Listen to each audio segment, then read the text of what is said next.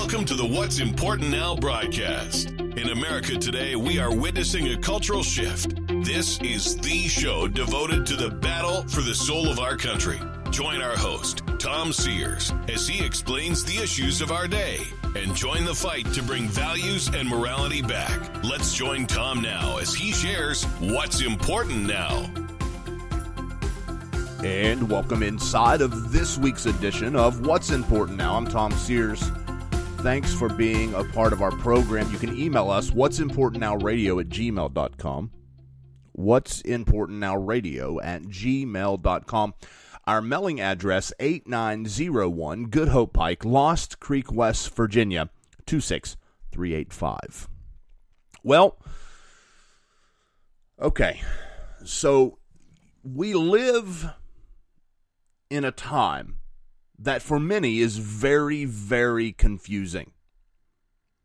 And the reason for that is because the righteousness of society differs from the righteousness of the Bible. Our streets are beginning to look like the streets of countries far away, and I know that you agree, or at least most of you agree. The countries that have never breathed the breath of freedom. The truth is, ladies and gentlemen, lawlessness is abounding. Evil is ever present. There's such a disregard for human life. There's a disregard for respecting others. Now, I'm not that old, but I have never seen anything like this in America before. Immorality is promoted and pushed through the media outlets. So-called ministry leaders are putting their approval on sin. Rioters are burning down our cities, and innocent lives are being taken. The political landscape in this country is frightening.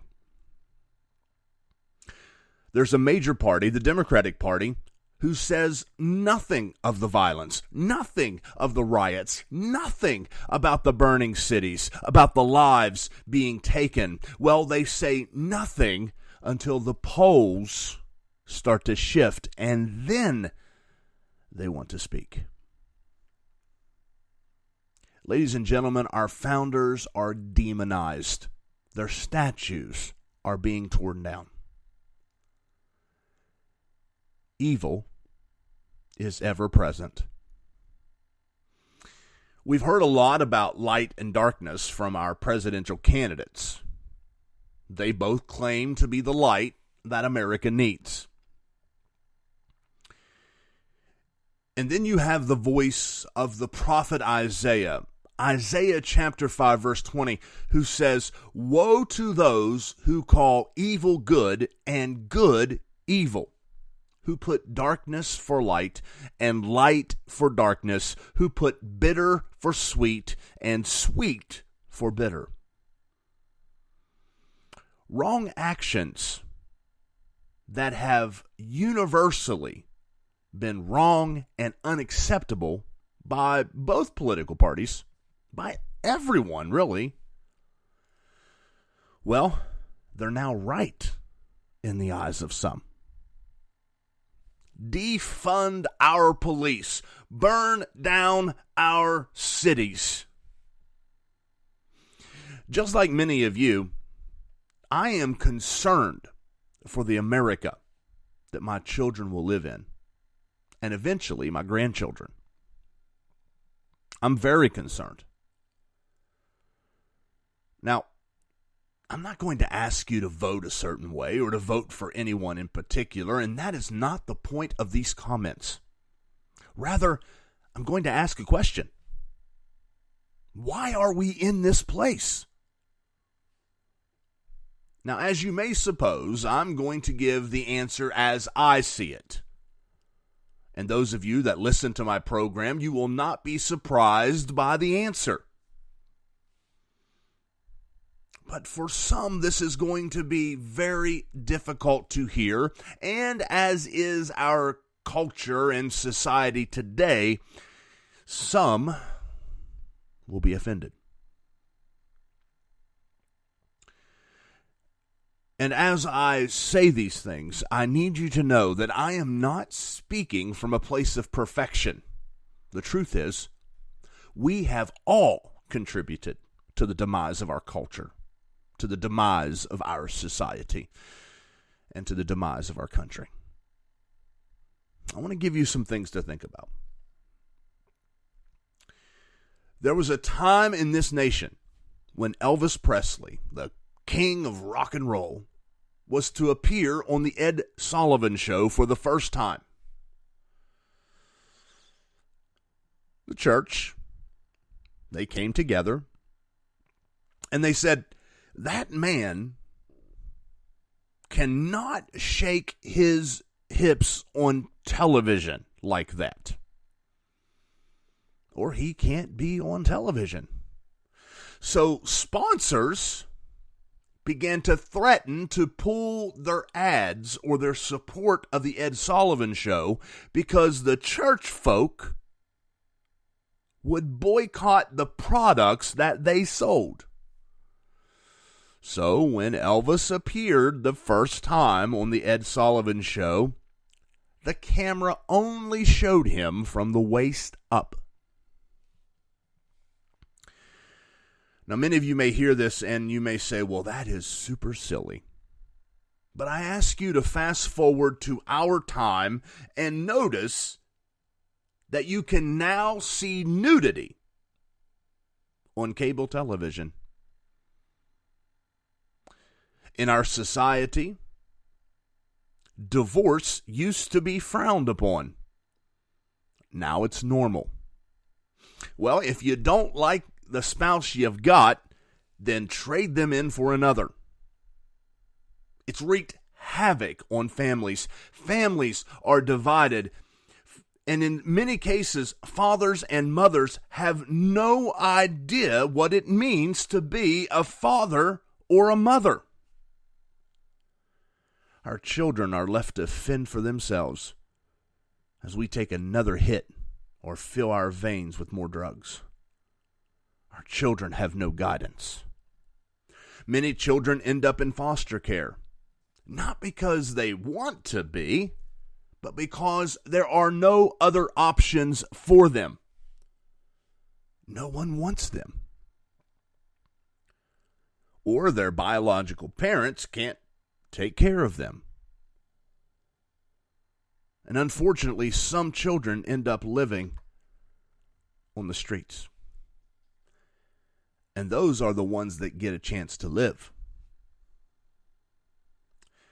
Ladies and gentlemen, how did we ever arrive at a place in this country where anyone could think that it's morally acceptable to take the life of the unborn?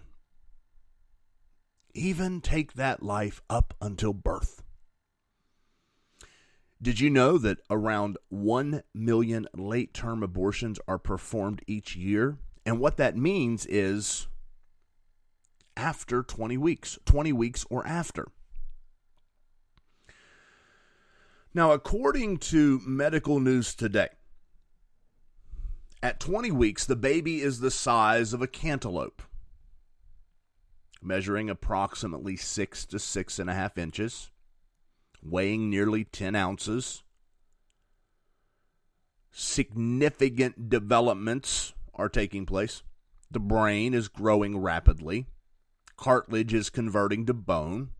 Skeleton begins to harden. Bone marrow starts making blood cells. The eyebrows are forming. The arms and legs are in proportion with the body. And the baby is able to swallow.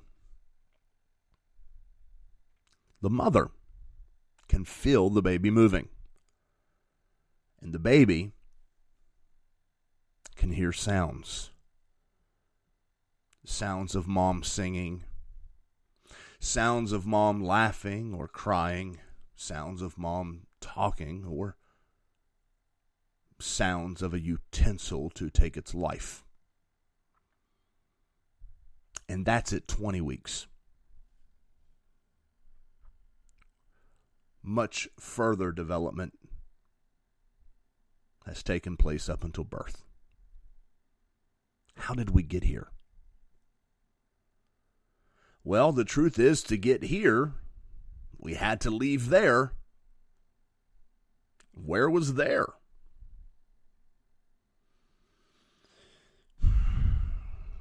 There was when you could leave your doors and windows unlocked and even open. There was when you could walk down the street without fear of being mugged, robbed, or surrounded by a screaming mob. There was when you could vote your beliefs, and although the other side may not agree with you, they respected you.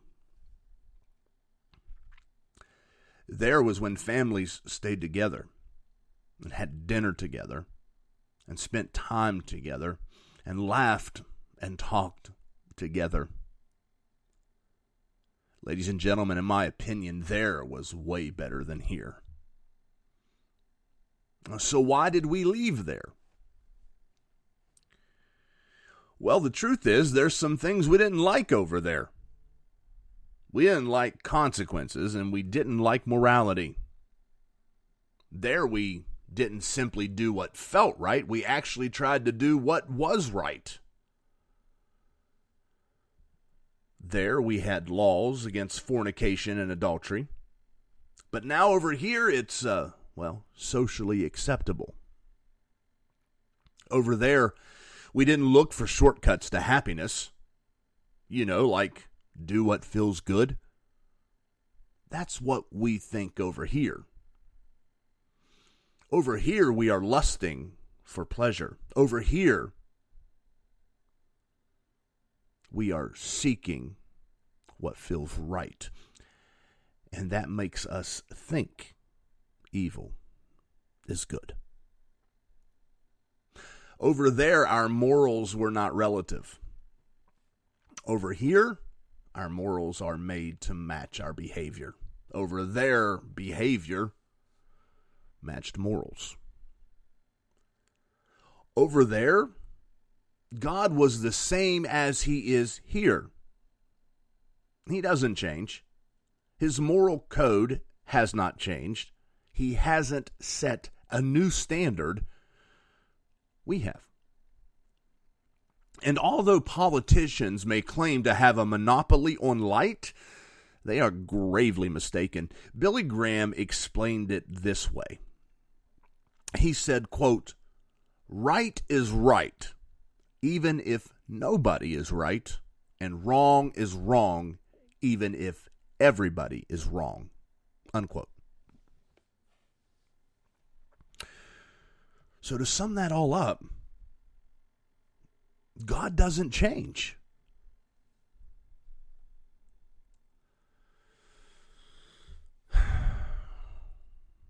We think only of ourselves. And this all leads to a misunderstanding of what is evil and what is good. We don't care if it's evil as long as it brings money in our pocket or pleasure to our lives. Can I tell you that sin will always feel good? Well, at least for a season. Over there, it wasn't about what's in it for me. Over here, it's all about me. Over there is what the question was. Over there, what can I do for God? Over here, it's what can God do for me? Over there, we took responsibility for our own actions. But over here, we rationalize our evil and put the blame on someone else. Adam did it in the garden, and we have perfected the art of rationalization today. So how can we get all of this fixed? Well, let me first say, It won't be fixed by a politician. It can, however, be made far worse by them. And that's why voting is so important. But how do we fix it? How do we fix where we are? Simply, Jesus. And it is that simple. Let him back in our lives, let him back in our culture, let him back in our society, let him back in the public scene. Let him back. You know, we talked about over there, and over there wasn't perfect, but over here is far from good. But Jesus is over here just like he was over there. He hasn't changed, and he will not change. He is the same yesterday, today, and forever. I've often warned on this program that if we continue to sleep, we will wake up, and it will be too late. Well, ladies and gentlemen, we are there. Or I should say here. We have no more time. If we don't turn back now, there will be nothing to turn back to. There will be no turning. Jesus Christ teaches us a better way. He teaches us to love our God and to love our neighbors as ourselves. So if you do not like what you're seeing today, don't put your trust in a politician. They're going to come and go. And many of them will say only what you want to hear so that you will vote for them. But if you don't like what you're seeing, know today that Jesus is the fix. And in fact, he's the only fix. You're listening to What's Important Now.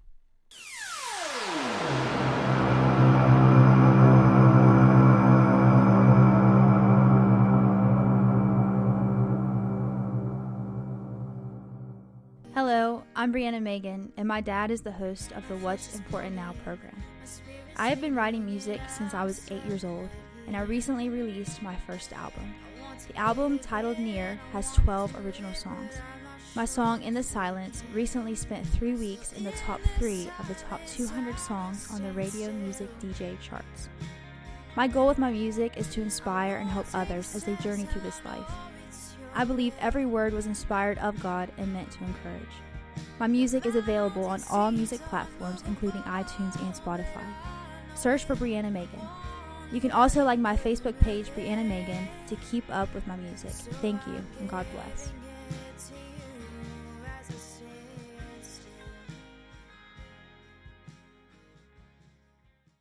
Welcome to the What's Important Now program. We are fighting for the soul of America and tackling the tough topics. Now let's join your host, international evangelist and veteran radio host, Tom Sears.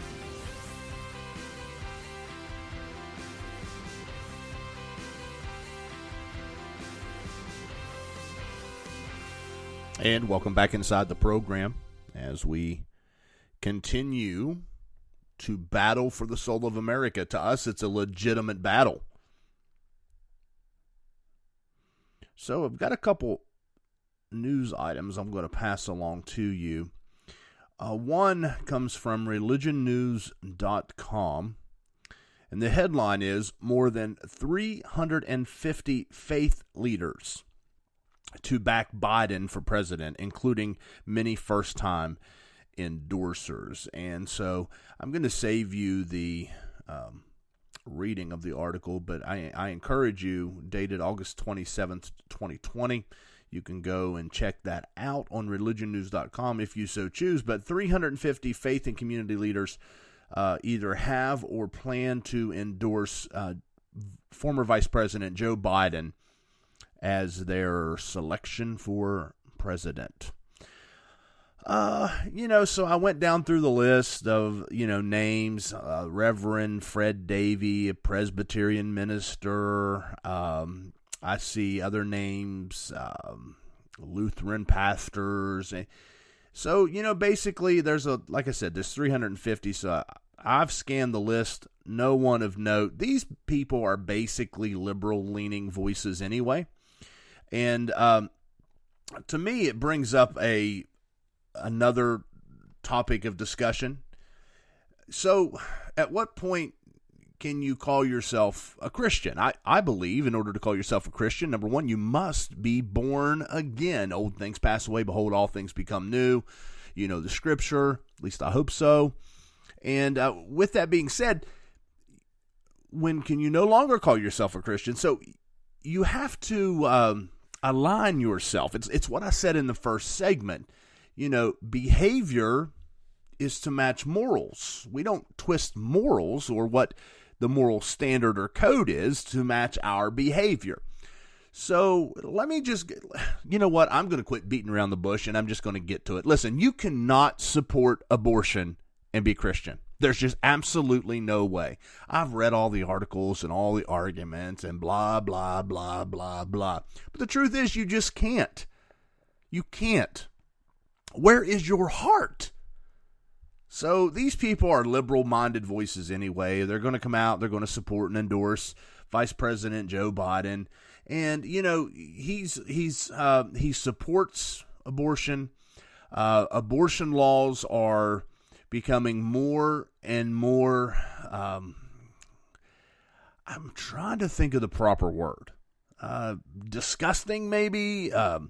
When you think about some of the things that have been said over the last several years that we have reported right here on this program, the governor from Virginia who said that he thinks that a baby ought to be able to be delivered and the mom can make a choice whether or not to keep the baby, infanticide, that's called. So you just can't be.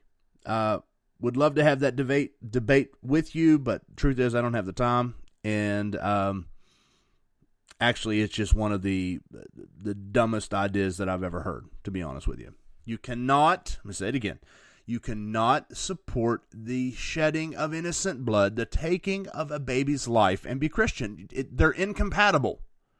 So basically, these people that are doing it are incompatible with Christianity. So you can put reverend in front of your name, pastor, apostle, bishop. You can put all those things in front of your name.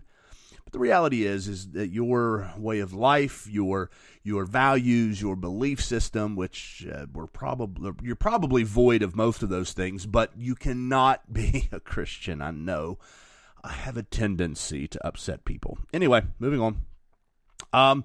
In other news, there were some ministers who attended the convention at the White House, the final night.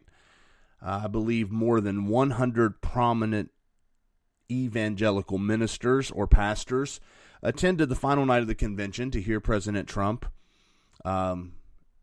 accept his nomination. ChristianPost.com reports that evangelicals were met with threats of violence, blasphemous slogans while they exited the White House after Trump's RNC speech. Now, some of these names on here definitely stand out. Pastor Jensen Franklin, Ed Young, Jack Graham, Robert Jeffress, Bishop Harry Jackson, the Reverend Samuel Rodriguez, Ralph Reed, the chair of Faith and Freedom Coalition, and radio host Eric Metaxas, also there. But they say, you saw the video come out about how the mob surrounded Rand Paul. Now, let me say something about that. And this points to a bigger problem in our country, is that what we see today, okay, so that's wrong. I don't care if you are Republican or Democrat. There should be no mob surrounding anyone, threatening to kill them and all of this and all that. And as a matter of fact, and you can go back through the archives of the What's Important Now program, I came out against when Nancy Pelosi faced some of that I believe a year or two ago, when she had to kind of run back into the building for fear of her life. It is not right. It is unacceptable. There's nothing wrong with peaceful protest. There's nothing wrong with allowing your voice to be heard. Now, I am someone that I have attended multiple political events from both sides, Democrat and Republican, but the more recent one I had attended was a President Trump rally in Wheeling, West Virginia, and I talked about this on the program before. I can remember going into the building and there was an area for protesters, hold up signs. And, what I witnessed while I was there were people driving by spitting on people. The signs were absolutely vulgar, so vulgar that I told my one daughter, don't even look in that direction. Just absolutely ridiculous. This is not acceptable, okay?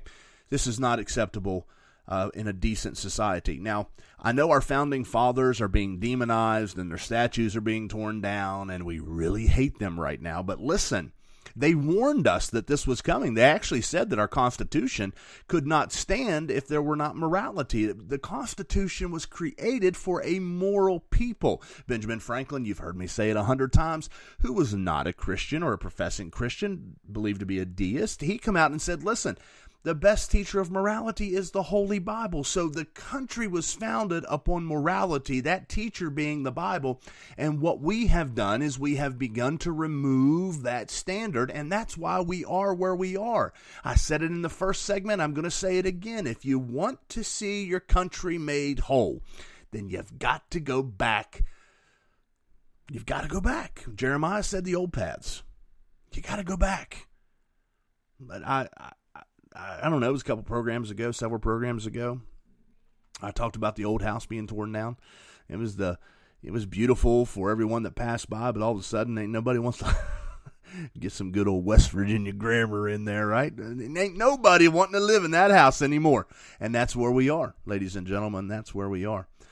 So yeah, the ministers that come out in support of Biden are, they were going to support him anyway. They support that type of agenda. So, it is what it is as it pertains to that. They're going to do what they do.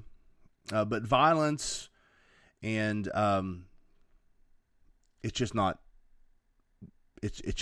acceptable. I don't care if you're Republican, Democrat, or who you are. It's just not acceptable. And then I'm going to close with this one. I don't know why the media is not covering it. It's pretty sad to me that the media overlooks stories of importance like this. But there's some big news that came out of Georgia.